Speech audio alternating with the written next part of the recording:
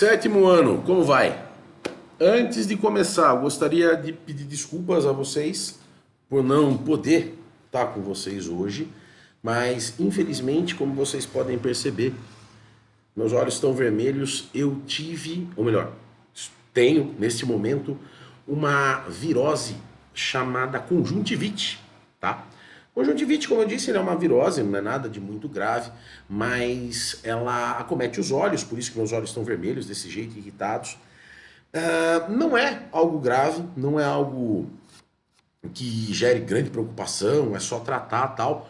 Porém, ela é uma virose de muito fácil contágio, tá? Então, por essa razão, eu não posso estar com vocês hoje, justamente para não, como é que eu posso dizer, exibi-los a esse risco, tá? Então, é por essa razão que eu não estou aí hoje. Então, já peço desculpas, mas é para o bem de vocês, evidentemente, e também para que eu possa me recuperar o mais rapidamente possível dessa virose, tá bom? Então, mais uma vez, me desculpem, mas isso não significa que a gente não vá trabalhar, tá? Eu quero aproveitar este espaço para recuperar, ou melhor, não só recuperar, mas principalmente aprofundar e esclarecer melhor a discussão de região, tá ok? É um tema fundamental para a gente tocar o segundo semestre. A gente vai falar de regiões o tempo todo e eu quero avançar nesse conteúdo de maneira muito tranquila e muito clara, tá ok? Então, a gente começa na página 14. Eu sei que alguns de vocês já viram, já tomaram contato com esse conteúdo, mas ainda assim eu quero retomar, tudo bem? Página 14 do livro 2, né? Do livro do segundo semestre, está aqui. O espaço em regiões. Ora, para a geografia, região é um espaço delimitado cujas características ou variáveis são conhecidas, tá? Por exemplo, aqui na página 14, a gente vai ver um mapa do Brasil em bacias hidrográficas. Então a gente tem aqui a bacia amazônica, a bacia do Tocantins-Araguaia, a bacia do Paraguai e assim por diante. Vejam, aqui está o Brasil todo. Sem os limites ou divisões de estados, de municípios. Eu estou tratando do Brasil como um grande território, um só, sem essas divisões. O que permite regionalizar, ou seja, dividir o espaço da maneira com que está ilustrado aqui? Ora, foi escolhida a variável bacia hidrográfica. Veja bem, a região, como eu disse no começo, ela é delimitada a partir da escolha de características próprias ou de elementos próprios, que não necessariamente estão limitados a lugares específicos. Vamos explicar melhor. Bacia hidrográfica do Rio Amazonas, ou bacia hidrográfica amazônica aqui, por exemplo. O rio, ou a bacia hidrográfica do rio, ela não sabe, ela não reconhece, ela não respeita os limites, por exemplo, dos estados ou dos municípios que são cortados pelos rios que formam a bacia do Rio Amazonas. Aqui, nesse espacinho, a gente está cortando estados brasileiros, unidades federativas brasileiras, a gente está cortando diversos municípios, tá? Que vão conter no seu território os rios que formam a bacia do Rio Amazonas. Tá? A variável que foi escolhida para construir este mapa e para estabelecer esta região foram os rios que formam a bacia do Rio Amazonas. O mesmo a gente pode dizer, por exemplo, da região hidrográfica da bacia do Rio Paraná. Desculpem, amor. Vejam, o Rio Paraná, a bacia do Rio Paraná, se estende por diversos estados e por diversos municípios. Os afluentes que vão se juntando até chegar ao rio principal. Percebe? A região, ela não precisa necessariamente respeitar limites oficiais ou limites institucionais entre municípios, entre estados, o que quer que seja, tá? A região, ela vai ser delimitada pela sua variável ou pela característica que eu escolhi para que aquela região exista. Ora, e por que a gente trabalha com regiões? Justamente para tentar entender melhor pedaços de lugares sem ter que olhar para ele todo. Por exemplo, se eu quero estudar a bacia do Tocantins-Araguaia, eu não preciso estudar o território do Brasil inteiro. Eu vou buscar aonde estão os afluentes da bacia do rio Tocantins e vou focar só naquele pedaço. Eu não preciso estudar a bacia do Rio Amazonas, eu não preciso estudar a bacia do Rio São Francisco, eu não preciso ver tudo junto. Eu posso ver, por conta da variável que eu escolhi, só um pedacinho desse território. Por que isso é importante, como eu disse para vocês? Porque isso vai identificar, vai trazer para a luz, vai fazer com que a gente consiga visualizar melhor o nosso objeto de estudo, a nossa variável, a nossa característica. Precisa ser só natural? Não. As variáveis podem ser de diversos tipos: sociais, políticas, econômicas, naturais, culturais, históricas. Tudo isso a gente consegue visualizar regionalizando e estabelecendo uma região. Vamos trazer para Sorocaba? Por exemplo, Sorocaba é uma cidade cujo território é relativamente grande, mas eu quero estudar as regiões onde eu tenha mais postos de saúde, por exemplo. Eu vou pegar o mapa de Sorocaba, vou localizar esses postos de saúde e vou descobrir que existem algumas áreas da cidade, por exemplo, que tem poucos ou nenhum posto de saúde. Entende? Eu estou vendo o todo, porém eu estou destacando a informação que me interessa. Quero saber em qual região da cidade de Sorocaba vivem mais pessoas. Então a variável é população.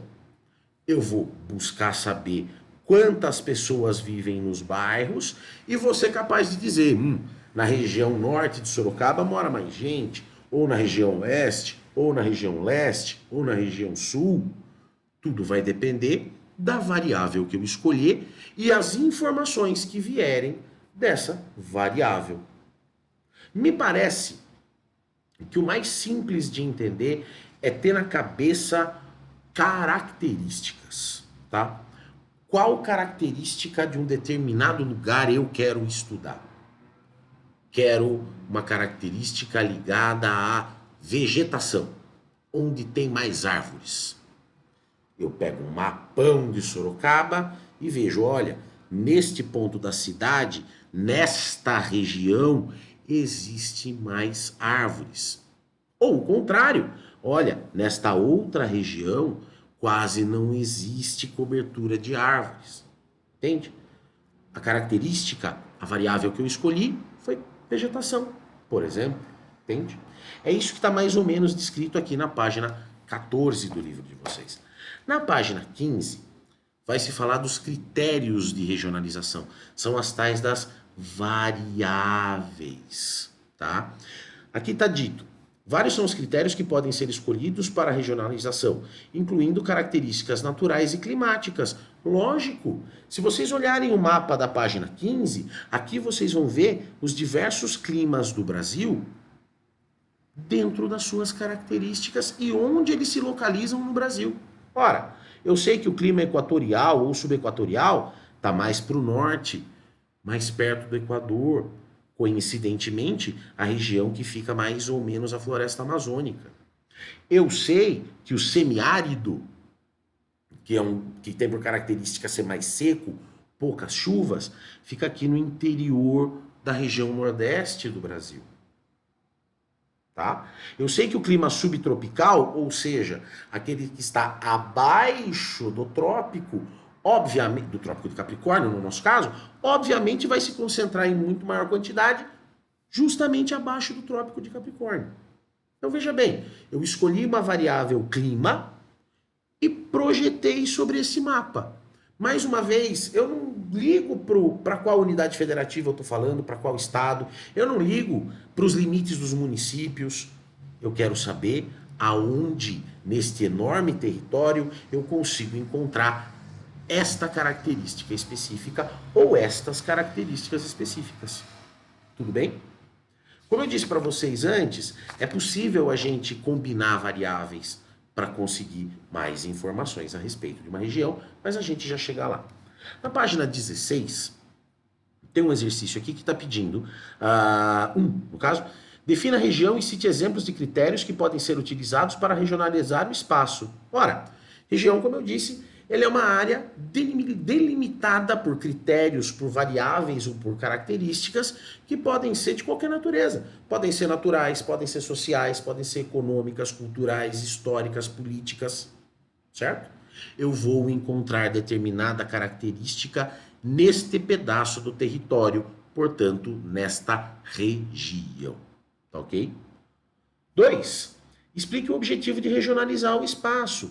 Ora, a gente regionaliza para tentar compreender melhor áreas ou pontos ou territórios dos lugares que tenham características comuns.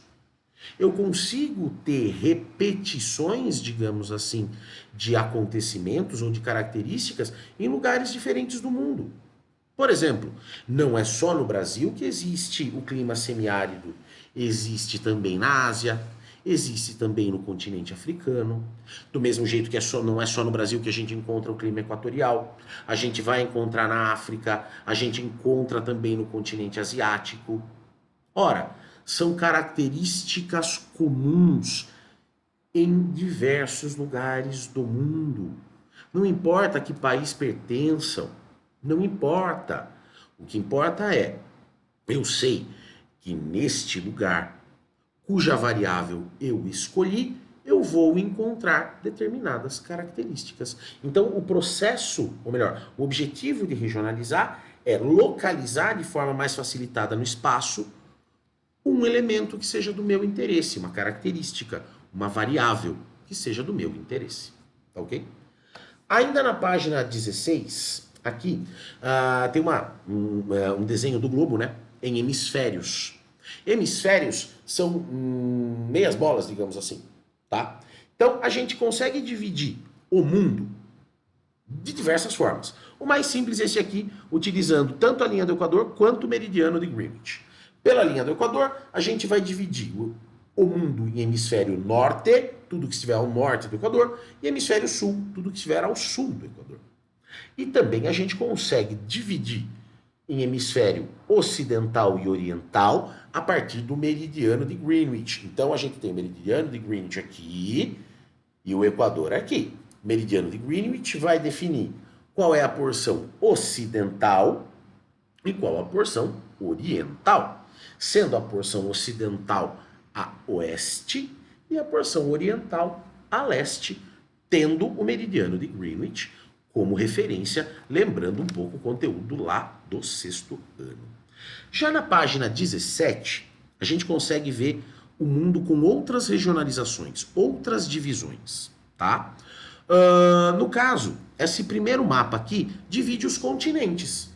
Então a gente tem aqui a América pintada de laranja, a Europa pintada de azul, a Ásia de amarelo, a África de verde, a Oceania de cor de rosa e a Antártida de branco.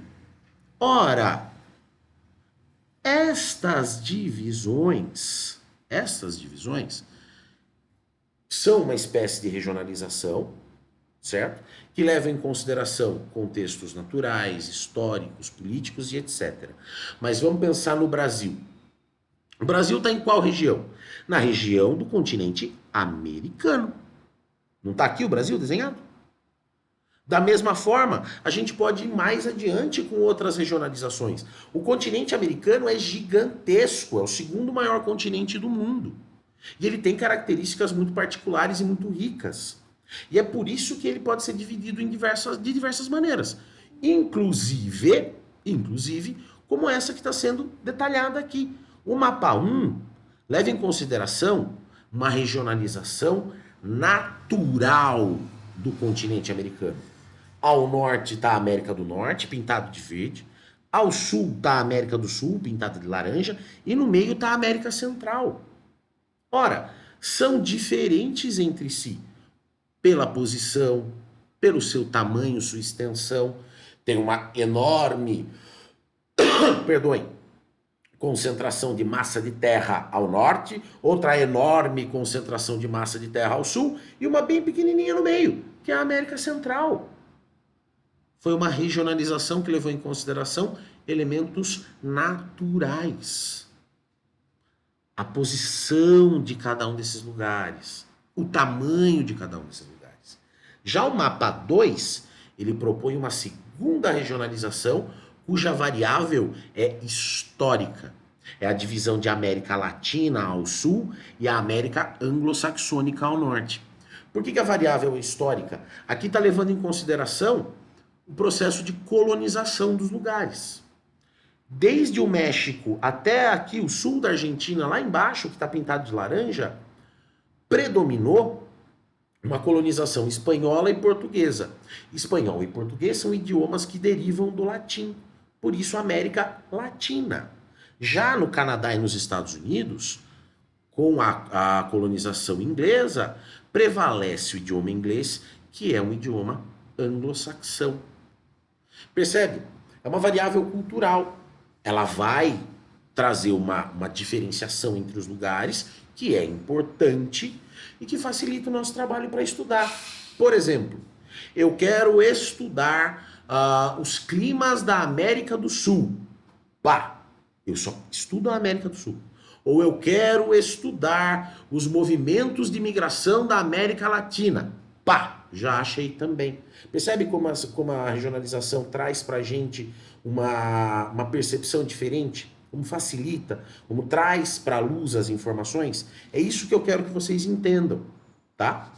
Inclusive, essa explicação está aqui na página 18.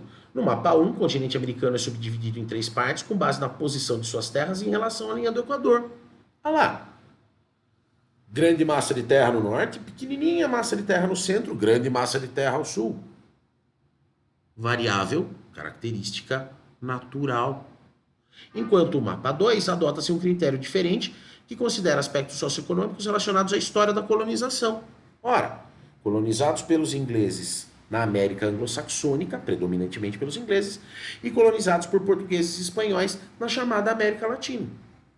Eu trouxe a informação, eu trouxe a variável que me permite entender esse desenho. Tá? Então, tenta simplificar da maior forma possível. Região é um espaço delimitado, cuja variável ou variáveis é conhecida ou são conhecidas. Porque eu posso escolher como eu trabalho uma região. Tá bom? Página 19. Aqui, está falando especificamente de Brasil. Veja, o Brasil é grande o suficiente para ter dentro do seu território todas essas paisagens diferentes, com interações diferentes da humanidade. Ora, Rio de Janeiro, com a beleza natural exuberante que existe ali. Ouro Preto, essa marca histórica do Brasil colonial. São Paulo, a maior cidade da América Latina, a maior cidade do sul do mundo, tendo o Equador como referência, né? A maior cidade com maior população, mais rica, financeiramente a mais importante. Você vai ter Recife. Recife foi uma das poucas cidades no Brasil que sofreram com colonização e invasão holandesa. Aí a diferença. Manaus. Manaus é uma enorme cidade no que a gente poderia chamar no meio da floresta amazônica. Urbanização no meio da floresta. Por fim, o Tanguá, em Curitiba, que é como se fosse um oásis, né? de vegetação, de natureza, no meio de uma capital gigante também, que é Curitiba. Então veja, para cada uma delas, eu trouxe uma variável. Eu trouxe a variável natural para o Rio de Janeiro, trouxe a variável histórica para Ouro Preto, trouxe uma variável social, financeira, política, etc. para São Paulo, trouxe outra variável histórica para Recife, trouxe uma variável de urbanização, de ação humana em Manaus e em Curitiba. Então vejam bem, eu escolhi a variável, eu escolhi a característica que eu quero discutir. Tá ok? Seguimos. Aqui na página 20 tem um exercício também rapidinho, com um mapa mundi e algumas informações. Vamos lá. Pergunta 1. Observando a representação do espaço geográfico e a legenda, então aqui a gente tem um mapa da divisão dos continentes. É possível identificar o critério escolhido para a divisão? Escreva o critério utilizado e em quantas partes o mundo foi dividido. Ora, isso aqui foi dividido em continentes. A divisão desses continentes levou em consideração tanto a realidade natural quanto a realidade histórica, tá? Então, é por isso que o mundo foi dividido em 6 continentes. A América, seu conjunto natural e história, a Ásia, seu conjunto natural e história, a Europa, seu conjunto natural e história, a África, seu conjunto natural e história, a Oceania, seu conjunto nacional e história, e a Antártida, seu conjunto natural e a história, certo? 2. Observe a divisão proposta no mapa e então localize o Brasil. Neste caso específico, o Brasil está no continente americano, pintado de laranja. Não é? 3. Além da divisão na questão anterior, existem outras formas de regionalização no mundo. Com base em critérios geográficos que consideram os hemisférios e as subdivisões do continente americano, descreva a localização geográfica do Brasil. Ora, para responder, a gente se socorre aqui na página 16. Ó, o Brasil está totalmente no hemisfério ocidental. Opa, aqui. Totalmente no hemisfério ocidental. A maior parte do seu território está no hemisfério sul e tem um pedacinho bem pequenininho aqui, ó, no hemisfério norte. Então, a gente localiza o Brasil conforme essas informações, tá? Seguimos. Exercício 4. Considerando os aspectos relacionados ao histórico de colonização do continente americano, liste os nomes das regiões resultantes dessa forma de regionalização. A qual região o Brasil pertence e, se necessário, consulte novamente os mapas da América representados anteriormente. Ora, considerando o critério de colonização, o Brasil faz parte da América Latina. Dentro do continente americano, segundo uma regionalização que leva em consideração a colonização e a história, o Brasil está na América Latina. Ponto. Acabou. É isso. A regionalização, ela não exclui as realidades, por exemplo, de fronteiras, de limites históricas, etc. Não restringe. Ela só identifica uma característica, uma variável que seja do meu interesse, tá bom? Já na página 21, a gente vai tratar do histórico da regionalização no Brasil. O Brasil já foi dividido de diversas formas possíveis, tá? Especificamente aqui, na 21, a gente está vendo a primeira, ou que pode ser considerada a primeira regionalização do Brasil, que são as capitanias hereditárias. Se vocês lembrarem das aulas de história, as capitanias hereditárias foi uma tentativa do governo português de organizar politicamente, administrativamente, o território da colônia, no caso, o Brasil. Por isso vocês estão vendo aqui um traço reto, que é o do meridiano das Tordesilhas, né? Da onde deriva o Tratado de Tordesilhas, e faixas que estão separando aqui as chamadas capitanias. Cada uma dessas capitanias tinha um administrador, tinha uma população, tinha uma atividade econômica e assim por diante. Então, historicamente, o território do Brasil foi organizado ou regionalizado pela primeira vez nas capitanias hereditárias. Tá certo? Agora, mais adiante, o Brasil, aqui já em 1889, as províncias brasileiras, num espaço muito maior, né? Isso aqui depois do Tratado de Madrid e outros eventos históricos, o desenho do território brasileiro já começa a ficar meio parecido com o que nós conhecemos hoje, tá? Essas províncias, essas províncias, elas representavam subdivisões administrativas do Império. Então veja bem, a gente vai ter aqui, deixa eu puxar, tá pequenininho. A gente vai ter aqui o Grão-Pará, o Mato Grosso, o Amazonas, o Pará, o Maranhão, o Goiás. Veja, é um desenho já semelhante ao que nós vemos agora? Sim. Distribuiu e separou, organizou o território? Sim. Você ter este processo de regionalização, dividir o território, ajuda a entendê-lo e, por consequência, a administrá-lo. Está aqui. Com o fim das capitanias hereditárias, o Brasil passou a ser subdividido em províncias, como indicado no mapa de 1889. Essas antigas províncias do período imperial desempenhavam um papel de subdivisões territoriais do país para sua administração e organização, de forma semelhante aos dos estados na estrutura atual. Nesse período é perceptível que o território brasileiro ainda não tinha a sua configuração atual, com áreas que foram incorporadas depois. E é verdade. Se vocês verem o desenho aqui, tá faltando Acre, um pedacinho de coisa. Esta é uma divisão em províncias, certo? Dividir o território para organizar melhor. Aí começa o trabalho de um cara muito importante que foi o professor Delgado de Carvalho.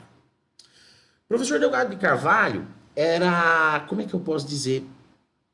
Ele é um pioneiro da geografia, mesmo não sendo geógrafo, tá aqui. Apesar de sua formação em letras e em direito na Europa, Delgado é considerado um dos maiores geógrafos brasileiros do início do século XX. Elaborou diversos estudos da geografia brasileira, introduzindo o ensino de geografia nas escolas. E foi um grande pesquisador do Instituto Brasileiro de Geografia e Estatística, o IBGE. Então, a culpa de eu estar aqui é do professor Delgado. Tá? O caso é que o professor Delgado começou a dividir, organizar o território brasileiro, como vocês podem ver aqui. Já tinha o desenho que nós conhecemos hoje e os estados. Pelo menos a maior parte daqueles que nós já conhecemos. Então tá aqui, ó. Muitas ações foram implementadas durante o processo de formação do território brasileiro com o objetivo de compreender suas características naturais.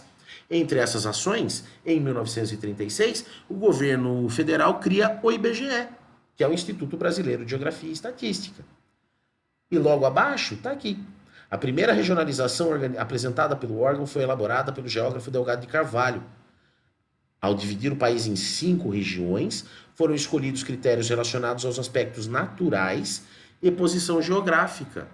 Ora, o professor Delgado percebeu na paisagem brasileira e nas características da paisagem brasileira elementos que pudessem ser organizados. Ora, ele chamou aqui de verde o Brasil setentrional, depois o Nordeste oriental, depois o Brasil central, depois o Brasil oriental e o Brasil meridional. Ora, ele encontrou semelhanças dentro dessa escolha de variáveis para organizar o território do Brasil desse jeito. Por quê? Porque essas diferenças vão impactar tanto na vida das pessoas quanto na vida da administração desses lugares. Mais adiante, com a regionalização moderna, atual, brasileira, vocês vão entender isso um pouquinho melhor. Mas vamos por partes. Depois, o Brasil passa por um novo processo de divisão regional em 1940. Aqui, divisões elaboradas com o propósito de planejar um desenvolvimento maior e uma administração mais eficaz do país. Para atingir esse objetivo, buscou-se criar divisões regionais mais detalhadas, o que implicou considerar uma combinação mais ampla e complexa dos critérios e variáveis. Opa!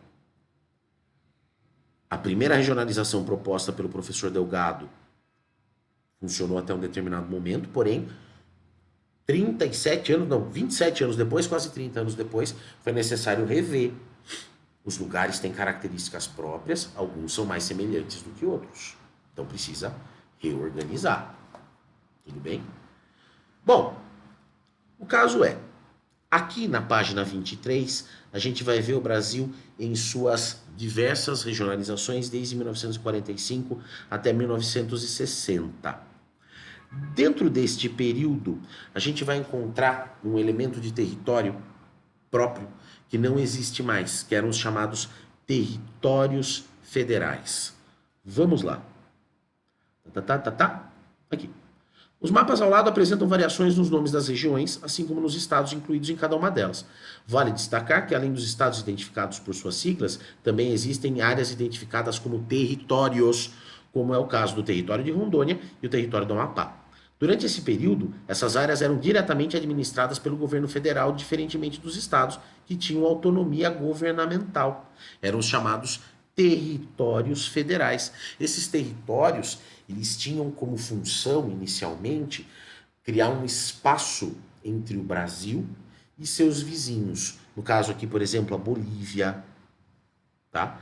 Esses espaços, eles serviram como uma espécie de uma lombada. Uma lombada serve para quê? Para você reduzir a velocidade do carro e passar com mais segurança. Os territórios tiveram a mesma função. Os territórios federais do Brasil tiveram essa função. Sempre próximos a vizinhos, com que eventualmente pudesse haver algum problema, algum conflito, etc. Esses territórios eram administrados pelo governo federal e funcionavam como uma espécie de quebra-mola, uma espécie de lombada, tá? Bom, página 24. Aqui uma outra regionalização com outros territórios, certo? Então aqui a gente vê o de Rondônia, o território do Rio Branco, o território do Amapá, o território de Fernando de Noronha. Isso aqui funcionou muito bem até 1970, né? Até a década de 70, melhor dizendo. Porém, em 1988, com a nova Constituição do Brasil, a configuração, o desenho, a organização do território brasileiro muda, inclusive a sua própria divisão regional.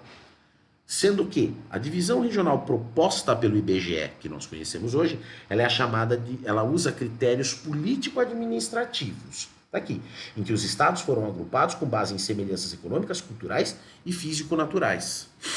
Ora, vamos pensar o seguinte, hoje o Brasil tem 5 regiões, Norte, Nordeste, Centro-Oeste, Sul e Sudeste. Todas elas com as suas características próprias, com as suas particularidades. Não dá para a gente pensar, por exemplo, administrativamente e politicamente, que a região Sudeste, onde está São Paulo, Minas Gerais, Espírito Santo e Rio de Janeiro, é igual, tem as mesmas necessidades ou os mesmos potenciais que a região Norte. Então, o Amazonas, o Acre, o Pará, o Tocantins, Roraima, Rondônia, Amapá, entende?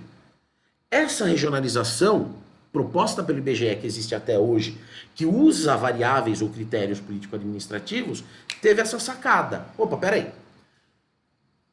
Este pedaço do Brasil tem determinadas características diferentes deste outro pedaço do Brasil. Então, eu vou, de certa forma, separá-los. Não é separar fisicamente, lógico, mas eu vou identificá-los de maneira diferente. Porque assim eu posso entendê-los de melhor maneira. Tá ok? Até que a gente chega na página 25. Regiões do Brasil hoje. Norte, Nordeste, Centro-Oeste, Sul e Sudeste. Já com os estados ou as unidades federativas como são hoje. Dá uma olhada.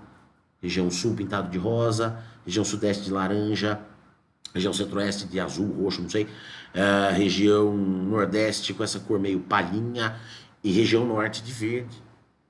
Ora, tá aqui. Uma região, apesar de delimitação territorial, não é uniforme, exibindo características que não estão presentes em todas as suas partes. Esse aspecto se torna mais evidente ao explorar e estudar com maior profundidade as 5 regiões do Brasil. Opa! O que está dizendo aqui? Que não é porque um estado está numa determinada região que ele é igual ao vizinho, o outro vizinho, outro vizinho. Não! Eles têm também particularidades. Só que, para esta divisão regional, eles têm semelhanças o suficiente para estarem agrupados. Seguindo no próximo parágrafo.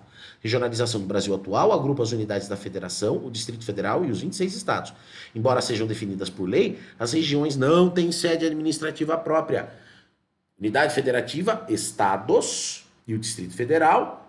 Isso existe, tem governador, deputado, senador, tudo isso, mas as regiões não.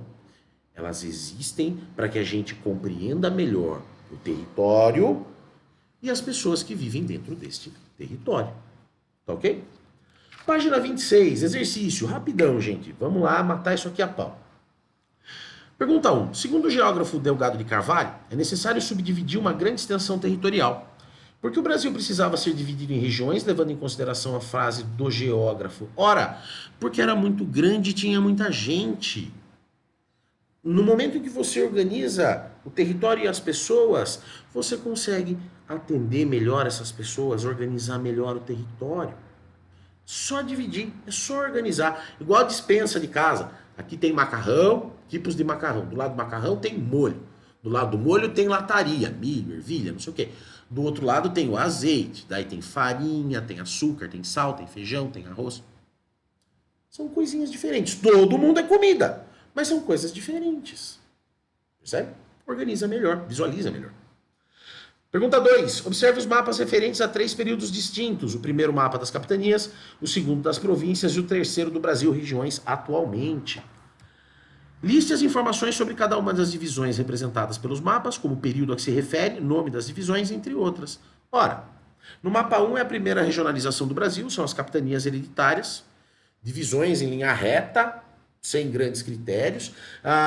O território era delimitado pelo Tratado de Tordesilhas e tinha como objetivo explorar as terras e organizar as terras, né? Organizar a administração da colônia. No mapa 2, que é do século XVIII, né, 1889, o Brasil se divide em províncias. O objetivo era facilitar a administração por parte do Império, já que era o Brasil independente. Então facilitou a administração e é importante perceber como o desenho do território brasileiro já está próximo daquilo que a gente conhece hoje, certo? 3 é a atualização atual do Brasil. Então, ele vai levar em consideração o trabalho do IBGE, do Instituto Brasileiro de Geografia e Estatística. Já tem o contorno territorial brasileiro atual e é a mais recente regionalização brasileira. Tá? E os motivos são os mesmos: administrar melhor, organizar melhor tanto a vida das pessoas quanto a gestão, a administração do território, do governo e etc. 3. O mapa a seguir ilustra a divisão estabelecida pelo IBGE em 45. Nota-se que neste período existiam territórios federais, os quais eram criados e gerenciados pelo governo federal. Apesar de não serem mais utilizados atualmente, a Constituição ainda prevê a possibilidade de sua criação. Analisando a localização geográfica desses territórios, que padrão se destaca? Ora, exceto Fernando de Noronha, todo mundo faz fronteira. Todos estão em fronteiras com vizinhos brasileiros. Tá? Apresente uma justificativa para a configuração identificada no item anterior.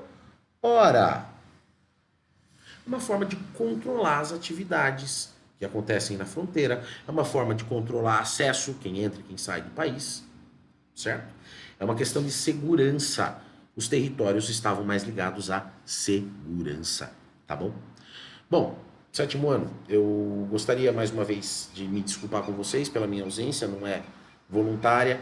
Gostaria de agradecer vocês por pela atenção de vocês.